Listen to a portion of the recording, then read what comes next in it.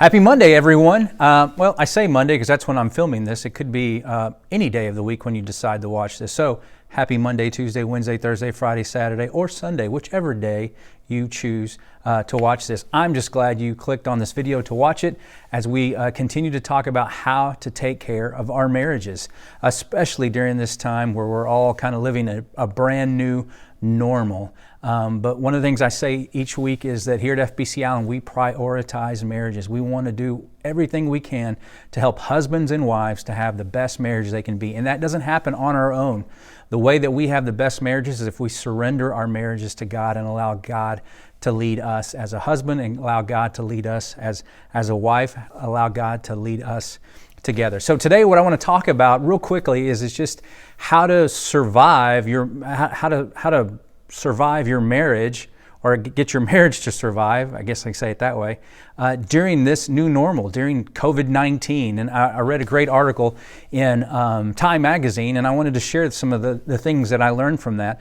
But one thing that wasn't in the article was this verse, and I think this is such a powerful verse for marriages, and it's in Colossians 3:12 through 14, and it says this. It says, "Therefore, as God's chosen ones, holy and dearly loved, put on compassion." Listen to these are great things for marriage. Put on compassion, put on kindness, humility, gentleness, and patience, bearing with one another and forgiving one another if anyone has a grievance against another. Just as the Lord has forgiven you, so you also to forgive one another. Above all else, listen to this, put on love, which is the perfect bond of unity. And so I wanted this video to build off of that. And what's funny is that some of the things that were in this article actually fit right perfectly in to that passage of Scripture. Now I know the author of the article wasn't thinking about this Scripture. At least I don't think he or she was. I'm just assuming. But it's just a reminder that all wisdom comes from God. So what are some tips to help your marriage survive during COVID-19? Well, the first one is this: is cool it with the criticism. Okay, we need to be kind. We need to be compassionate. We need to be humble. We need to be gentle. One of the things that our marriages don't ever need, but especially right now, we just need to cool it with criticism, because if criticism becomes the overarching sentiment in our marriage, it's hard to bust through that, because I've said this over and over. You look through the lens of criticism. So everything that you see your spouse do, everything you hear your spouse say, if you're critical, then it's just going to filter through that. So what we need to do is we need to be more thankful. We need to be more appreciative in our marriages, thanking our spouses for what they're doing, how they're adjusting, all the changes that they're making, and all the things that are happening. Because this is not just here's the thing. A lot of us think sometimes, well, this is how this is just affecting me and affecting my world and affecting my job and all the things that I want to do. We have to remember this is affecting everyone, including our spouses. So we need to cool it with the criticism, be more appreciative, be more thankful. Another one is be more curious than furious. And what that means is just don't assume that your spouse is up to no good, but just ask. You see, because when we face anxiety, or when we face trials, when we go through struggles, we all do it differently. And sometimes we don't even realize, but maybe mentally, emotionally, we've kind of checked out. So instead of getting upset with your spouse about that, or just assuming the worst about your spouse with regards to that, just check in, ask, say, how are you doing? What are you feeling? How are you coping with this? And that's the best thing to do. So be curious, don't be furious. Another one is to try to plan out your days, but plan out your days loosely.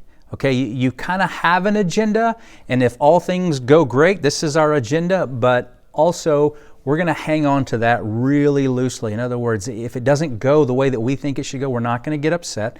We're not going to get frustrated. We're not going to get furious. We're going to adjust. We're going to be flexible. If you've ever gone on any kind of mission trip, you've probably heard this word or this phrase, be flexible. Because when you go on mission trips, you have this plan, but a lot of times things don't work out because things happen around you that are out of your control. So you're flexible. Doesn't mean you don't go in without a plan. You have a plan, but you're hanging on that loosely and just going, hey, if everything goes the way that we think it should, then this is what we're going to do. But There's a chance that it might not. And so we just want to be flexible. And I think that's good in our marriages. We need to have an agenda. We want to have a plan, but we don't want to hang on to it too tightly, because if we hang on to it too tightly, then we are going to get frustrated. We are going to be angry. We're not going to be kind. We're not going to be compassionate. We're not going to be gentle. All those things that the Bible tells us that we ought to be. Another one is, this is going to be kind of interesting, but make an appointment for your fights. A lot of times when you feel that you're getting upset, when you're losing your patience, when you find yourself being super critical, when you find yourself saying things that are not nice to your spouse, what you need to do is just immediately stop and say, hey, let's talk about this in an hour, or let's talk about this in 30 minutes, or let's talk about this after the kids go to bed. And then what you need to do is you need to remove yourself from that conversation, whether that's maybe you and your spouse go to different rooms, but you just don't talk about that. Don't say, let's talk about this in 30 minutes, but then keep going, keep going after each other. That's not helpful. That's not going to lead to any kind of solutions. That's just going to make things worse. So make an appointment for your fights. And then when you do have a conflict, when you do have an argument, take those somewhere else. If you happen to have kids, take those away from your kids. Your kids already may be feeling a little anxious, maybe feeling a little awkward about stuff, and the last thing they need is to see mom and dad going at it in argument and being frustrated and raising their voice, however it is that you settle conflicts. They don't need to see that. They don't need to see that. They need to feel safe.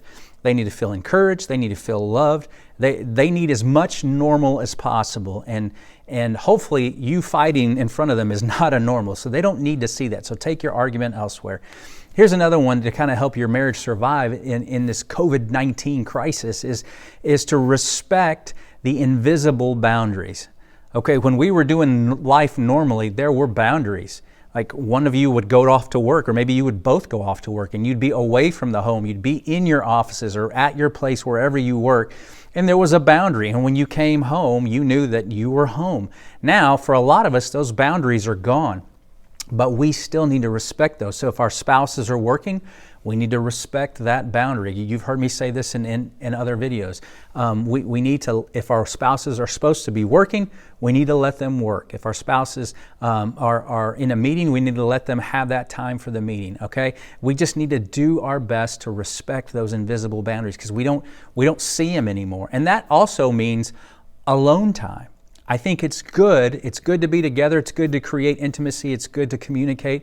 But I think we need some time away too as an individual. It's not being selfish, but what it is, it's just taking care of yourself. And what I mean by that is, as the husband, you might need just a few minutes away, maybe a walk outside, or maybe, it's just something to step away. And as a wife, you may need that as well, just some time alone. Maybe it is a walk around the neighborhood, or it's maybe it's a nap, or it's something. But it's okay to take care of yourself. Now again, as you take care of yourself, don't disengage for a whole day. Again, just a short period of time, something that you both negotiate, and you say, you know what? We need some time alone to ourselves, and so we're going to do that. And here's the other thing: when is the best time to do that? I don't want to take my time alone when my spouse is trying to get dinner prepared and trying to feed the children. No, I want to be present when I need to be present. But maybe it's early in the morning, maybe it's later in the evening, but just find a best time so that you can be by yourself, to get some energy, and then to come back together. And here's the last one I would say is, and it was mentioned in this article, I thought it was a great point: ask for what you want. Here's the thing: we are not mind readers. The only person that can see our minds, that read our minds, is God. God knows our thoughts. He knows what's going on up here. But as spouses, we don't. We don't know. So we can't operate off of assumptions. We shouldn't operate off of assumptions. We need to tell our spouses what we need and what we want. And sometimes that may be just looking at your spouse in the eye and just saying, I need you to hold my hand today. Or I just need to know that we're okay. That everything's going okay. Or I just need you to know that I need just a little bit more help at this certain time. Or I just need you to know that, and whatever. And it's okay to ask. And here's the other thing: when asked, do your best to try to help out with that. and try to be what your spouse needs you to be. Now, we're not perfect, and we can't.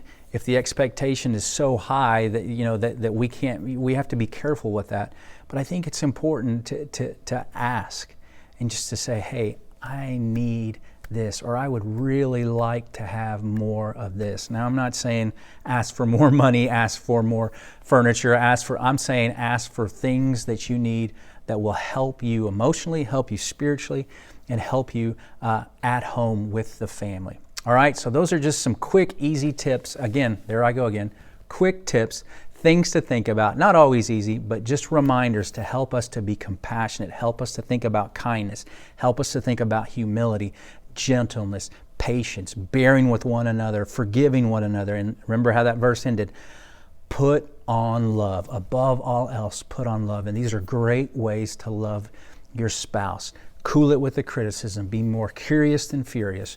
Plan out your day, but hold that plan real loosely. Make an appointment for your arguments.